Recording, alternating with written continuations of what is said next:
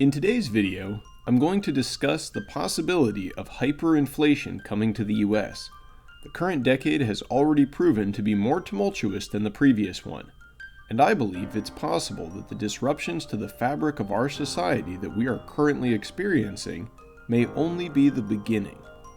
I'm not the only one sounding the alarm bell, and we'll get into that more in just a minute. It's a serious topic, but there are some things you can do to get prepared. And we're going to talk about that in this video as well. So stick around and let's get to it.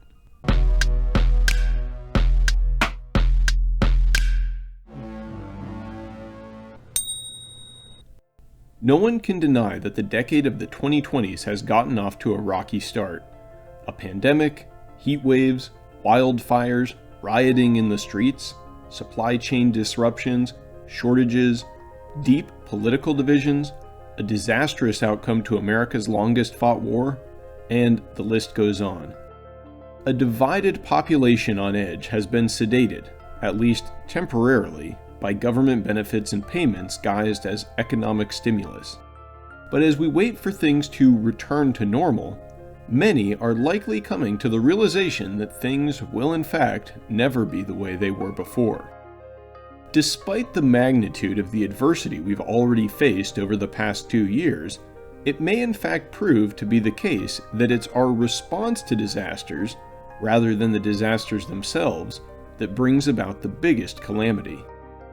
The solutions posed by our elected leaders to the pandemic of 2020 highlight the popular belief that government is obligated to and capable of solving any problems that we collectively face as a society.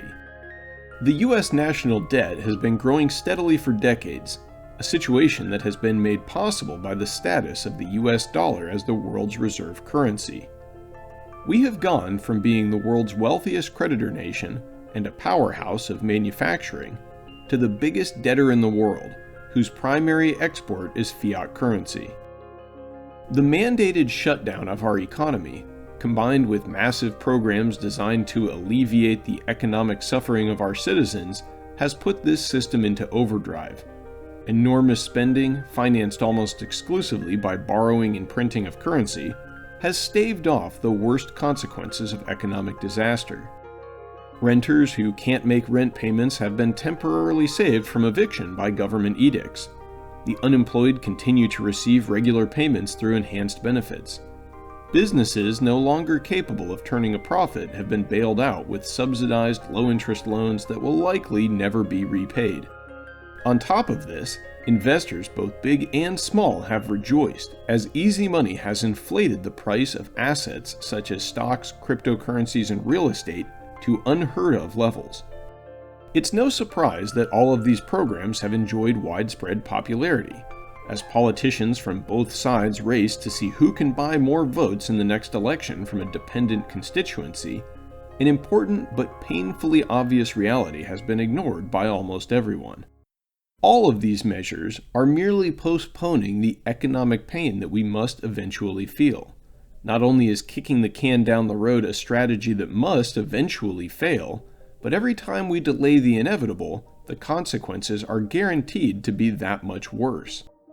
Any reasonable individual understands that a household cannot finance all of its spending by borrowing. That doesn't stop some people from trying, but the results are inevitably disastrous. An unsustainable plan of spending more than one has, especially on a grand scale, will eventually result in the loss of everything.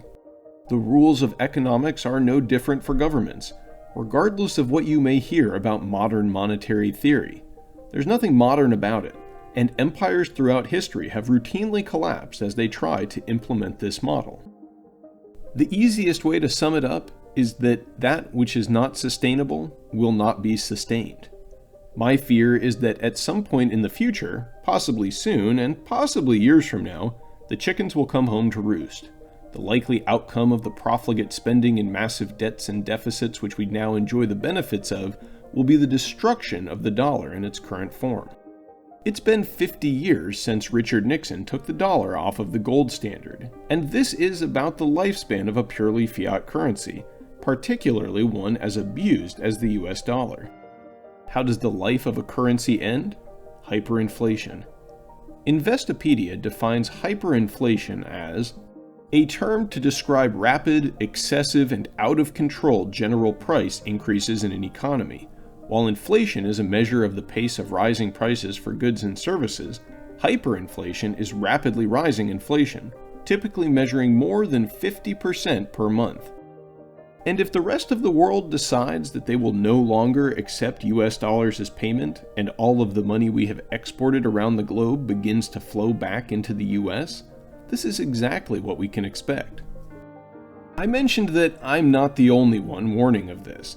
While Jerome Powell and the leadership at the Federal Reserve seems convinced that inflation is nothing to worry about, investor Michael Burry, famous for calling and profiting greatly from the 2007 and 2008 financial crisis, has warned of hyperinflation coming to America. In a series of tweets, he quoted extensively from a book titled Dying of Money: Lessons of the Great German and American Inflations, written by Jens O. Parson in 1974.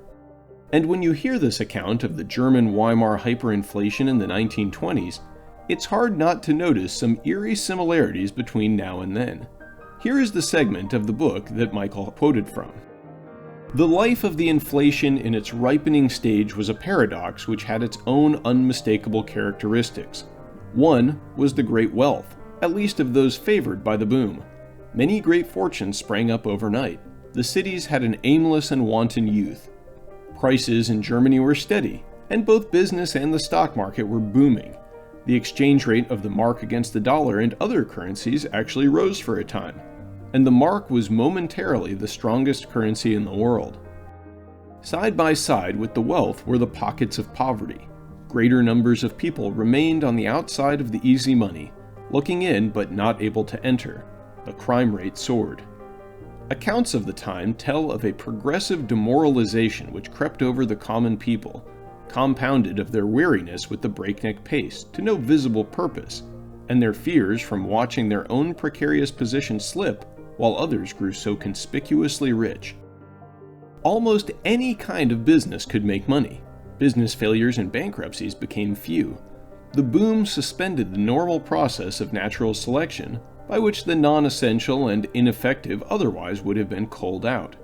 Speculation alone, while adding nothing to Germany's wealth, became one of its largest activities. The fever to join in turning a quick mark infected nearly all classes. Everyone from the elevator operator up was playing the market.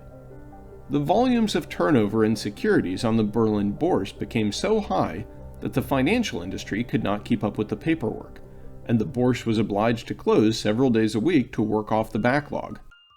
All the marks that existed in the world in the summer of 1922 were not enough, by November of 1923, to buy a single newspaper or tram ticket. That was the spectacular part of the collapse. But most of the real loss in money wealth had been suffered much earlier.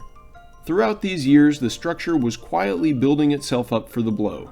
Germany's inflation cycle ran not for a year, but for 9 years, representing 8 years of gestation and only 1 year of collapse. And I don't know about you, but hearing that account sends a shiver up my spine. If any of you would like to pick up a copy of Parsons' book, I'll put a link in the description. My biggest takeaway from this account of the Weimar hyperinflation is how the blocks were being laid in place for years before the spectacular blow-off top and loss of confidence in the currency. I believe we are in that time now. The federal funds rate has been near zero for over a decade, ever since the 2008 crisis. An attempt by the Fed to raise rates beginning in 2015 ultimately failed and had to be aborted, and over the past 2 years, money creation has ramped up drastically. How long can this go on for, and how long can the gestation of our financial crisis take?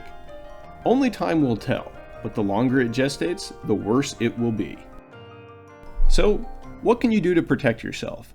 Well, moving your wealth out of fiat dollars is a good start. That's why I'm stacking silver. Real, hard money that has stood the test of time as a store of value for thousands of years.